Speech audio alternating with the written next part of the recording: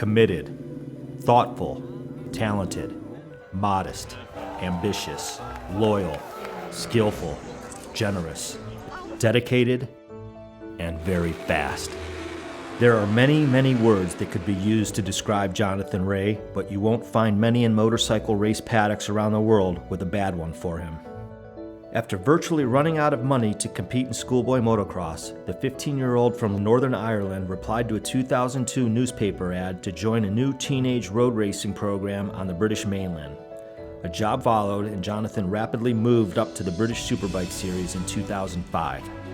In 2009, he moved into the World Superbike Championship, the world's leading motorcycle racing series based on the production sports bikes that you can buy at your local dealer.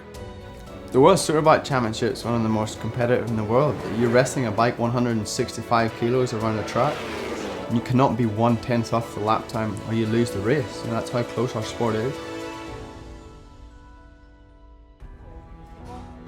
The two-race format takes place over 14 rounds on 4 continents and attracts entries from no fewer than 7 of the world's leading manufacturers, each pitting their flagship sport bikes against each other. It leads to fierce rivalries in R&D departments and on the world's greatest racetracks. For the next 6 years, Jonathan's talent, now finally honed, delivered Superbike race wins and podiums, eventually placing the then 27-year-old third in the championship standings in 2014. But the talent demanded more. I needed a new challenge. I mean, I've been doing the same thing every single year.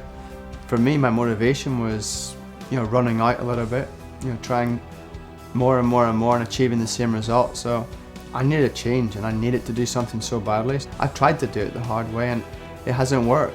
There's only certain circuits you go to, and it took different circumstances for him to be able to put it on the podium. And that was gut-wrenching to see that. Many seasoned observers had Jonathan down as one of the best, if not the best rider in the World Superbike paddock. But as he confided to those closest to him, he could never be sure how good he really was until he got one of the best bikes in the paddock. At the end of that year's World Superbike Championship, Kawasaki confirmed the partnership of Jonathan Rea and the ZX-10R for the 2015 season. They offered me a deal which was like 50% of what I had before. So of course I felt, not disrespected, but this was something new and big, and it was a big career decision. But I knew to win, I needed to be with Kawasaki. They have the best track record in the last 3 seasons. I know from experience that you need to be with a factory team to win races. He didn't even hesitate. It was one of those things that he just thought, this is the bike, this is the team. I just wanted to see him win races and to fight for what he's always dreamed of. I think both of us knew that given the performance of the Kawasaki over the past years that he was going to come in and win races, and anytime you're winning races, good things come. I was delighted because it was a proven package. He would be competitive the whole season through at every round. So for me to see him get that was a blessing for him. The Kawasaki racing team, based near Barcelona in Spain, but fully supported by the Kawasaki factory in Japan, had won the World Superbike Championship with Tom Sykes and the ZX-10R in 2013. It's a tight-knit team with proven success, and was the perfect fit for the determined Northern Irishman who, it seemed, only needed the right tools to realize his undeniable talents. We already spoke several times. We knew he's one of the best of Superbike rider. But Jonathan still had some reservations. I had to come alone. I couldn't bring any crew that has been with me for years and years and years in the past, and there was quite a big change for me when I heard that Perry Reva was going to be my crew chief. And of course this was one of the points that Johnny in the beginning was thinking how will we. I knew Perry the rider, but I didn't know Perry the crew chief, and maybe I didn't give him the credit he deserves. Of course it's different to be a technician than to be a rider.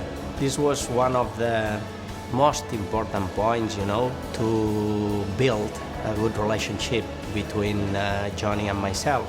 I was overwhelmed with his knowledge and how he plans out a weekend, and there's method in every idea he has. I mean, you are so consistent, really consistent, the most, with new tire, old tire. Without doubt, we have the most strong relationship rider-crew chief in the whole paddock. Jonathan's first test couldn't come soon enough, and he eventually rode the ZX-10R for the first time at Aragon in Spain in November 2014. Everybody remembers their first lap on a new bike, and mine was no different. I remember Aragon rolling out of the pits and turning in like T1, T2, T3. I thought this bike is so easy to ride. And I got to T5 and the smile on my face, I could see it inside the helmet. I was so happy. And it was at that point, halfway around in my opening lap, I knew I could fight for the World Championship. A new chapter was about to open. Next time on Jonathan Rea, a new chapter. I have not left my previous team to come and sign for Kawasaki and finish 5th. In a class above the rest, he deserves this. It's not only one bike, it's not only one rider, it's many, many things together. It's one of them where I want to come back to next week and beat him.